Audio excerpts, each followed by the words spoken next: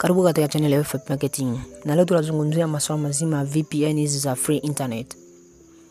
Kwenye video leo nitakuzungumzia au kukueleza baadhi ya madhara ambayo yanapatikana kwa kutumia internet hizi za bure kwa kutumia hizi VPN ambazo zipo na wengi mnazifahamu na wengi wanazitumia.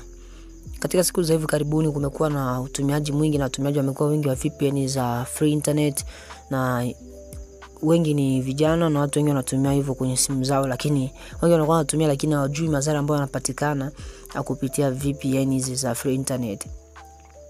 Kabla tuendelee na yote, ni kukumbusha kwamba ujue kwamba VPN za free internet kwanza zimekatazwa na serikali kwamba haziruhusiwi, na ikigundulika unatumia ni kifungo na fine ya hela sijui kama milioni ngapi.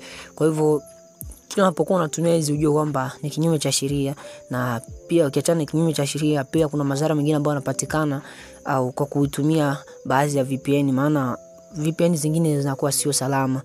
Na nitakuzungumzia baadhi ya vitu vichache tu, japokuwa sio vingi, lakini vinaweza vikakusaidia na uweze kujua kipi unatumia VPN za free internet. Cha kwanza, VPN za free internet mara nyingi au inawezekana taarifa zako binafsi zikawa zinachukuliwa, kwa sababu unapokuwa unaruhusu VPN itumike kwenye simu yako, maana yake wanakuwa na uwezo wa kumanage kila kitu ambacho unakifanya kwenye internet. Kama ni kuona email zako, wana uwezo wa kuziona password.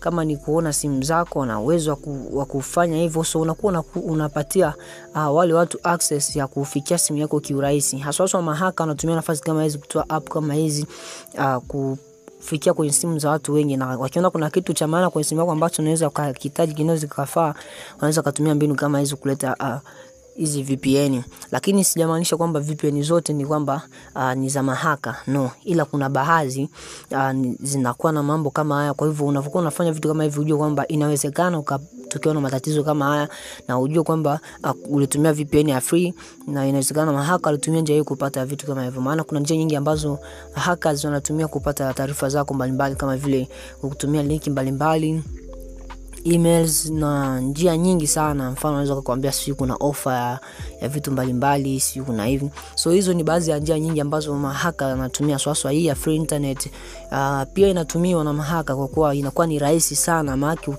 ukiruhusu waweze kuaccess simu yako, maana yake wanakuwa na uwezo wa kuona baadhi ya taarifa zako, wanakuwa na uwezo kuona kila unapo login, unapoingia kwenye site yoyote au social media yoyote ile, wanakuwa na uwezo wa kuona vitu vyako. So inawezekana wakapata emails zako, kama una account zako za msingi, mfano YouTube, una account za Instagram, una mambo fulani unatembea kwenye website mbalimbali, kwa unaweza kaa simple na ukaruhusu kwamba waweze kufikia vitu vyako kirahisi, na ukaweza kupoteza taarifa zako muhimu.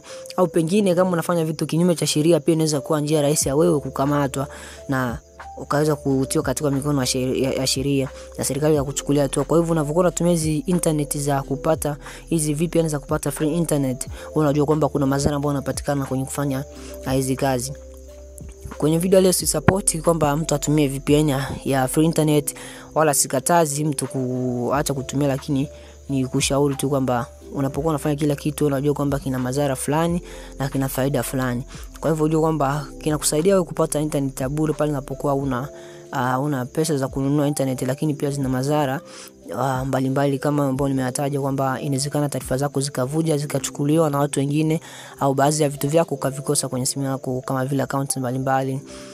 Kama ulikuwa umeweka vitu vyako vya siri kwenye simu yako, inawezekana vikapatikana kafika katika mikono ya watu ambao sio wazuri, na vikaweza kutumia vibaya taarifa zako, zikaweza kutumika vibaya, au mahaka anaweza kutumia jina lako, email yako, wakafanya vitu vingine, lakini wewe kaja kushikwa. Kwa hiyo wewe makini na kila kitu ambacho unakifanya kupitia hizi free internet au hizi VPN. Asante kwa kutumia muda wako kusikiliza hiki kidogo ambacho tumekuandalia katika video leo.